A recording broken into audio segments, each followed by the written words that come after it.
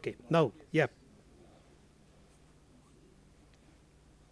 Okay. Is it visible? My screen is visible? Yes, please go ahead. Okay. Yeah. Good evening to one and all present over there. I will be mainly discussing about the R&D challenges associated with the corrosion management in the biofuels production as well as the transportation. In this presentation, I will be mainly focusing on the blended fuels because we are already working in this area in RGIPT along with the other areas of the corrosion. So first of all, the question comes that why in we are mainly focusing on this area because the blended fuels are have already become very popular as an alternative fuel, alternative to the gasoline as well as the diesel. So in this already the government of India has already participated in making the alliance in the recent G20 meeting, and they have participated in the biofuel alliance formation. As you can see that the ethanol blending has initially started with the 5% blending, and now it has gone up to the 20% blending over the years. And as you can see that the predicting or the forecasted value is even much higher, so the ethanol demand is going to be increased.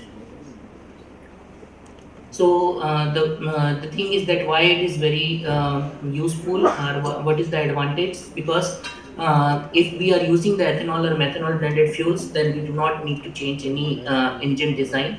So this is one of the important aspect, so that it can easily be used in the as a vehicular fuel, as well as it is also cost effective. And as far as the combustion and emission profile is concerned, it is almost similar or even better than the current fuels that we are using, that is gasoline and diesel. But apart from these advantages, there are several concerns, and one of the concern is the corrosion.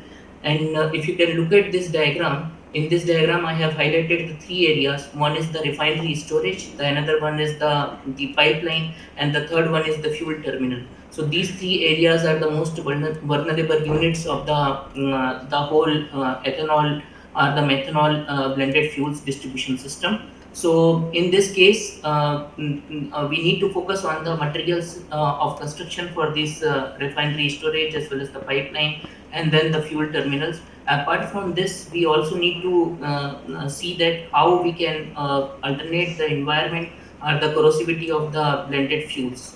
So there are many methods, and which we will be discussing in this presentation. So what happens is, like, one of the most important scenario which is important for the corrosivity of the ethanol blended or methanol blended fuel is the ingress of the water.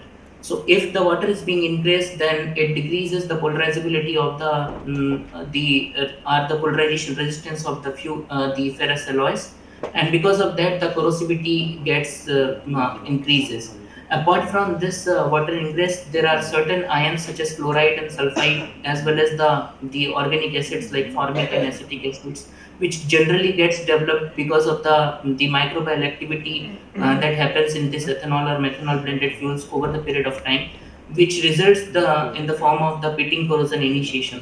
So this is also one of the important aspect that one has to take care when we are using the ethanol or methanol blended fuels in our engine or in pipeline. The third important factor is the bacteria. If the bacteria is being growing, then it can produce the salts, ammonia, or it can also act like it can also promote the microbial influenced corrosion. So that also has to be taken care. There are many methods, as I was discussing, that like the selection of the corrosion resistant alloys, or the coatings, or special treatments with the help of inhibitors and all. So like this, the methods are available, but generally industry doesn't prefer to replace the existing systems or existing units. So the development of new alloys will be of academic interest, but not from the industrial side. So coating and the inhibitors are the two important solutions which we can propose to the industry as far as this blended fuels are concerned. Currently, most of the corrosion inhibitors that we basically see in this ethanol or methanol blended fuel system is the amine based inhibitors, but they are highly toxic and also carcinogenic. That is why it is important to develop the new corrosion inhibitors, which is green corrosion inhibitor, and at the same time which is also compatible with the existing fuels, and which should not affect the engine property, and at the same time it should not affect the emission properties of the fuel as well. So, let us discuss mainly about the challenges with the ethanol and methanol blended fuels. We can see that over here I have pointed out the three major challenges. One is the insolubility of this ethanol with the diesel.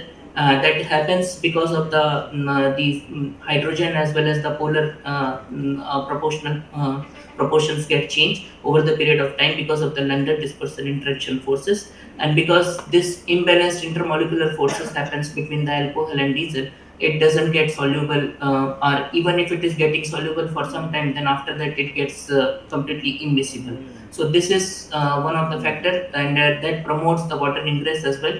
And the second thing is that the corrosivity of the engine parts and the storage tank, that happens because of this the hygroscopic nature of the ethanol blended fuels, and which also promotes the ionic and the organic acid contamination as well as the ions contamination from the environment, and also from the from the inherent side, which happens because of the molecular interactions as well as the microbial interactions over the period of time.